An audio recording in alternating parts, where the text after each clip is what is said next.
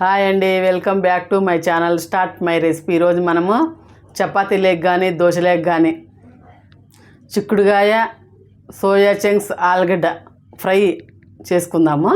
చాలా బాగుంటుంది. చిక్కుడుగాయ సోయా చంక్స్ ఆలుగడ్డ ఫ్రైకి ఏమేమి కావాలో చూసేద్దామా. చిక్కుడుగాయ సోయా చంక్స్ ఆలుగడ్డ, సాల్టు, ఉల్లిపాయ, అల్లం వెల్లుల్లి పేస్టు, పచ్చిమిరపకాయలు, టమోటో, పసుపు, ధనియా పౌడరు. స్టవ్ ఆన్ చేసుకొని ప్యాన్ పెట్టుకున్నాను. అందులో తగినంత ఆయిల్ అయితే పోసుకున్నాను. నేనైతే ఆయిల్ హీట్ ఎక్కుతుంది కదా. ఇప్పుడు మనం అందులో సన్నగా కట్ చేసి పెట్టుకున్న ఉల్లిపాయ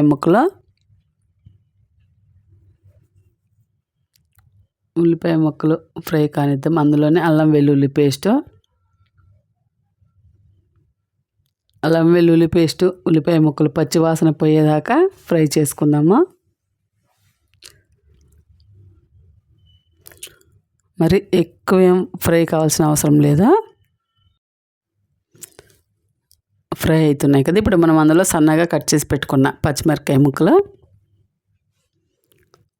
వేసుకొని ఫ్రై చేసుకుందాము. అలాగే కొత్త వాళ్ళు ఎవరైనా నా ఛానల్ చూస్తున్నట్టయితే సబ్స్క్రైబ్ చేయండి, లైక్ చేయండి. చూడండి, ఫ్రై అవుతున్నాయి కదా. ఇప్పుడు మనం అందులో ఆలుగడ్డ తొక్క తీసేసుకొని వేసుకున్నాను. అయితే సన్నగా కట్ చేసుకొని అలా చిక్కుడుగాయ సన్న ముక్కలుగా చేతితోనే కట్ చేసుకుంటే మనకు పక్కన తీగలు లాంటివి వస్తాయి కదా, అవి వెళ్ళిపోతే బాగుంటుంది. మనం కత్తితో కట్ చేసినామంటే నార అనేది వస్తుంది. చిక్కుడుగాయ ఆలుగడ్డ సన్నని మంట మీద ఫ్రై చేసుకుందాము. ఇప్పుడు మనం మూత పెట్టుకొని 3-4 నిమిషాలు ఫ్రై కానిద్దాము. మూత తీసి చూద్దాము. చూడండి, ఫ్రై అయితే అవుతుంది. ఆలుగడ్డ అయితే కొద్దిగా మెత్తబడ్డది. ఇప్పుడు నేనైతే ఒక టమాటా తీసుకున్నాను, సన్నగా కట్ చేసి వేసుకున్నాను. అందులో ఫ్రై అన్నాం కదా, టమాటాలు వేసినామనుకో మనకు గుజ్జుగా అయిపోతుంది కర్రీ. అందులోనే తగినంత సాల్టు, చిటికెడు పసుపు.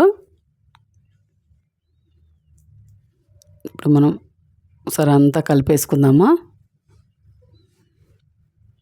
పసుపు సాల్ట్ వేసాం కదా, ఈ ముక్కలకు పట్టేలాగా ఆలుగడ్డకు. మనం పచ్చిమిరపకాయలు వేయడం వల్ల మంచి కలర్ అనేది వస్తుంది కర్రీ అయితే. ఇప్పుడు నేను సోయా చంక్స్ తీసుకున్నాను చూడండి. అవి ఒక 2-3 నిమిషాలు నీళ్ళలో వేసుకున్నాను, మెత్తగా అయినాయి. నీళ్ళన్నీ పిండేసి వేసుకుందాము. మనం నీళ్లు పిండకుండా వేసామంటే అందులో ఉప్పు కారం అనేది పట్టదు. చూడండి, మూత పెట్టుకొని 2 నిమిషాలు ఉడికించుకున్నాం కదా. సోయా చంక్స్లో వచ్చే నీళ్ళు, టమాటా వేసాం కదా, చాలా బాగా మెత్తబడింది.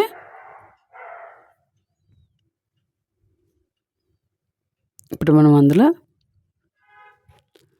కొద్దిగంత ధనియా పౌడర్ వేసుకుందాము. చాలా బాగా వచ్చింది ఫ్రై అయితే. ధనియా పౌడర్ వేసుకున్నాక ఒకసారి బాగా కలుపుకుందాము. స్టవ్ ఆపేసుకుందాము. ఎంతో టేస్ట్గా ఉండే చిక్కుడుగాయ మిల్ మేకర్ ఆలుగడ్డ ఫ్రై అయితే రెడీ అయిపోయింది. చపాతీలేకి దోశలేకి చాలా బాగుంటుంది. అలాగే ఈ చిక్కుడుగాయ ఆలుగడ్డ మిల్ మేకర్ ఫ్రై మీకు నచ్చినట్లయితే సబ్స్క్రైబ్ చేయండి, లైక్ చేయండి, కామెంట్ అయితే పెట్టండి ఎలా వచ్చిందనేసి.